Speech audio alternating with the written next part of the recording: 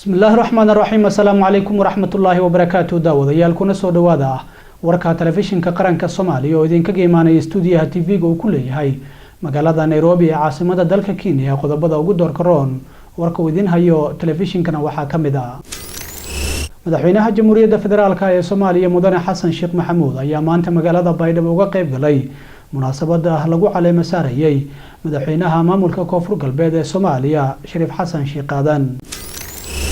baarlamaanka Soomaaliya oo maanta kulan ku yeeshay magaalada Muqdisho ayaa waxaa hortagay wasiirada maaliyadda iyo arrimaha gudaha iyagoo ka hor akhriyay miisaaniyadda dawladda ee sanadka 2015 iyo hindisa sharciyeedka guddiga madaxa bannaan ee xuduudaha iyo federaalka, iyadoo sidoo kalena xubnaha baarlamaanka loo qaybiyay hindisa sharciyeedka guddiga madaxa bannaan ee doorashooyinka.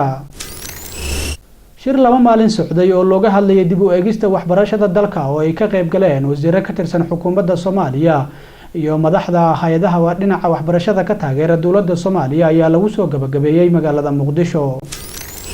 munaasabad lagu xusayay maalinta caalamiga ah ee naafada oo ka qayb galay wasiirka shaqada iyo arrimaha bulshada iyo mas'uuliyiin kale ayaa maanta lagu qabtay magaalada Muqdisho.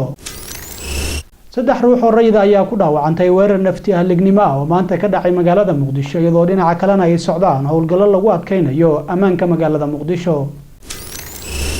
wafdi uu hogaaminayo qaybsanaha qaramada midoobay ee gargaarka bini'aadanimada ayaa maanta gaaray magaalada Beledweyne ee xarunta gobolka Hiiraan, waxaana kulan uu la qaatay maamulka gobolka Hiiraan iyagoo kadibna kormeeray isbitaalka guud ee magaalada Beledweyne. wararka caalamkana waxaa ugu waaweyn daawadayaal dawladda Israa'iil ayaa waxa ay ku dhawaaqday in bisha Maaj ee soo socota 17deeda ay dalkaasi ka dhici doonaan doorashooyin guud kadib markii muran siyaasadeed oo ka dhaxdhashay xisbiyadii wadaaga ku ahaa dawladda Israa'iil. daawadayaal intaasi waxay ahaayeen qaar ka mid ah qodobada ugu doorka roon warka idin hayo telefishinka qaranka Soomaaliyeed. haatan u diyaar garooba warkaasi oo dhameystiran oo aan dhawaan idin anba qaado insha Allah.